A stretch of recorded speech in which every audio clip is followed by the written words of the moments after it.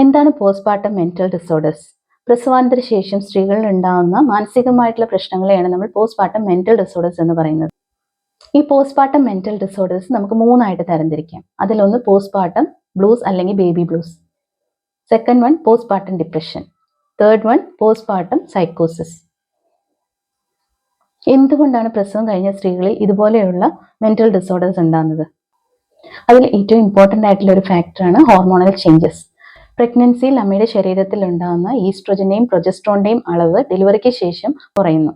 ഇതുമൂലം അമ്മമാർക്ക് ചെറിയ മൂഡ് സ്വിങ്സും അതുപോലെ തന്നെ ഇമോഷണൽ ഡിസ്റ്റർബൻസും കണ്ടുവരാറുണ്ട്. ഏകദേശം കുറച്ച് ദിവസങ്ങൾ അല്ലെങ്കിൽ 1-2 ആഴ്ചയ്ക്ക് ശേഷം ഇത് തനിയെ റിസോൾവ് ചെയ്ത് പോകുന്നതായിരിക്കും. അടുത്ത സ്ലീപ്പ് ഡിസ്റ്റർബൻസ്. ഇൻട്രാ യൂട്രൈൻ ലൈഫിൽ നിന്ന് കുഞ്ഞ് എക്സ്ട്രാ യൂട്രൈൻ ലൈഫിലേക്ക് വന്നു. അപ്പോൾ കുഞ്ഞിന്റെ സ്ലീപ്പ് സൈക്കിളും അതുപോലെ തന്നെ അമ്മയുടെ സ്ലീപ്പ് സൈക്കിളും തമ്മിലുള്ള ആ ഒരു കോർഡിനേഷൻ വരാൻ കുറച്ച് സമയം എടുക്കും. അപ്പോൾ കുഞ്ഞ് അമ്മ ഉറങ്ങാൻ പോകുന്ന ആ ഒരു ടൈമിലായിരിക്കും കുഞ്ഞ് ചിലപ്പോൾ ഫീഡിനെ ഡിമാൻഡ് ചെയ്യുന്നത്. അപ്പോൾ ആ ഒരു ഡിമാൻഡ് ചെയ്ത് കുഞ്ഞിനെ ഫീഡ് ചെയ്യിപ്പിച്ച് കഴിയുമ്പോൾ വേറെ പല കാര്യങ്ങൾക്കും അമ്മ പോകും. അപ്പോൾ ആ ഒരു ടൈമിൽ അമ്മയ്ക്ക് ചിലപ്പോൾ ഉറക്കം കിട്ടിയെന്ന് വരത്തില്ല.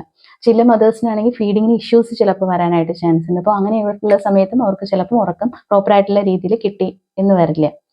പിന്നെ ഫിസിക്കൽ റിക്കവറി. ആന്റിനേറ്റൽ പീരീഡിൽ നിന്നും പോസ്റ്റ്നേറ്റൽ പീരീഡിലേക്കുള്ള ആ ഒരു ഷിഫ്റ്റ് അമ്മമാർക്ക് ഇത്തിരി ബുദ്ധിമുട്ട് ഉള്ളതായിരിക്കും. അപ്പൊ ഇങ്ങനെയൊക്കെയുള്ള സമയത്ത് അവർക്കൊരു സ്ട്രെസ്സും അതുപോലെ തന്നെ ആ ഒരു സ്ട്രെസ് അവർക്കൊരു മെന്റൽ വെൽബീയിങ്ങിനെ ചിലപ്പോൾ ബാധിക്കാനായിട്ട് ചാൻസ് ഉണ്ട്. പിന്നീട് ഇമോഷണൽ അഡ്ജസ്റ്റ്മെന്റ്. കുഞ്ഞ് ജനിക്കുന്ന എല്ലാവർക്കും ഇഷ്ടമുള്ള കാര്യമാണ്. നമ്മൾ കുഞ്ഞിനെ പ്രതീക്ഷിച്ചിരിക്കുന്നുണ്ടാവും. പക്ഷെ ഡെലിവറിക്ക് ശേഷം ആ ഒരു ഹോർമോണൽ ചേഞ്ചസ് നടക്കുന്നുണ്ട്. കുഞ്ഞിനെ ഒന്ന് നോക്കാനോ കുഞ്ഞിനോട് സംസാരിക്കാനോ അവരുടെ അകത്തുള്ള ഫീലിങ്സ് എക്സ്പ്രസ് ചെയ്യാനോ ചിലപ്പോൾ അവർക്ക് പറ്റിയെന്ന് വരത്തില്ല.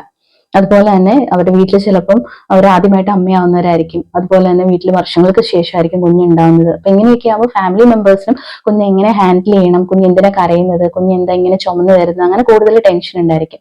ആ ഒരു ടെൻഷൻ അമ്മയിലേക്കും ട്രാൻസ്ഫോം ചെയ്യാനായിട്ട് ചാൻസ് ഉണ്ട്. അപ്പോൾ ഇങ്ങനെയുള്ള സമയത്തും കൂടുതലായിട്ടുള്ള റെസ്പോൺസിബിലിറ്റി വരുമ്പോഴൊക്കെ എന്ത് ചെയ്യണം, എങ്ങനെ ചെയ്യണം, ചെയ്യാൻ പറ്റുമോ എന്നുള്ള ടെൻഷനൊക്കെ അമ്മമാർക്കുണ്ടായിരിക്കും. അപ്പൊ ഈ ഒരു സമയത്ത് അവർക്കൊരു ഇമോഷണൽ ഡിസ്റ്റർബൻസ് വരാനായിട്ട് ചാൻസ് ഉണ്ട്. പിന്നെ അടുത്തത് സോഷ്യൽ അല്ലെങ്കിൽ എൻവയോൺമെന്റൽ ഫാക്ടേഴ്സ്.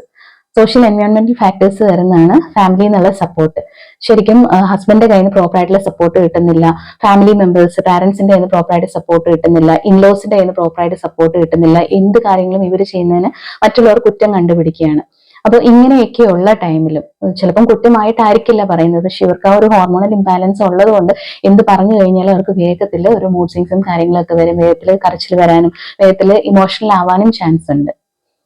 പിന്നീട് കമ്പാരിസൺ. ഇപ്പൊ കുഞ്ഞിനെ കാണാനായിട്ട് ഇഷ്ടം പോലെ പേര് വരും അല്ലെ, അവർക്ക് ഓരോ കമ്പാരിസൺ പറയും. കുഞ്ഞ് കറുത്തിട്ടാണ്, കുഞ്ഞ് കളറില്ലല്ലോ, കുഞ്ഞ് വെയിറ്റ് കുറഞ്ഞിട്ടാണല്ലോ, എന്താ ഭക്ഷണമൊന്നും കഴിക്കുന്നില്ലേ, കുഞ്ഞ് എന്താ കരയുന്നത്, പാല് കുഞ്ഞിന് കിട്ടാഞ്ഞിട്ടാണോ, മറ്റുള്ള കുഞ്ഞുങ്ങളെ വെച്ച് കമ്പയർ ചെയ്യുന്ന സമയത്തും അമ്മമാർക്ക് ചെറിയ മൂഡ് സ്വിങ്സും മെന്റലി കുറച്ചൊരു ഡിപ്രഷനും ഒക്കെ വരാനായിട്ട് ചാൻസ് ഉണ്ട്.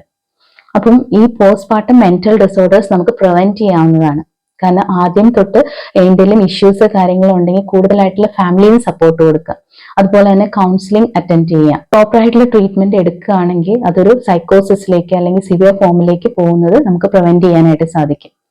നമ്മുടെ കുഞ്ഞുങ്ങളെ പോലെ തന്നെ നമുക്ക് ഇമ്പോർട്ടന്റ് ആണ് നമ്മുടെ അമ്മമാര്. നമ്മുടെ അമ്മമാര് ഹാപ്പി ആയിട്ടിരുന്നാൽ മാത്രമാണ് ഒരു നല്ല രീതിയിൽ കുഞ്ഞുങ്ങളെ അവർക്ക് വളർത്താനായിട്ട് സാധിക്കത്തുള്ളൂ.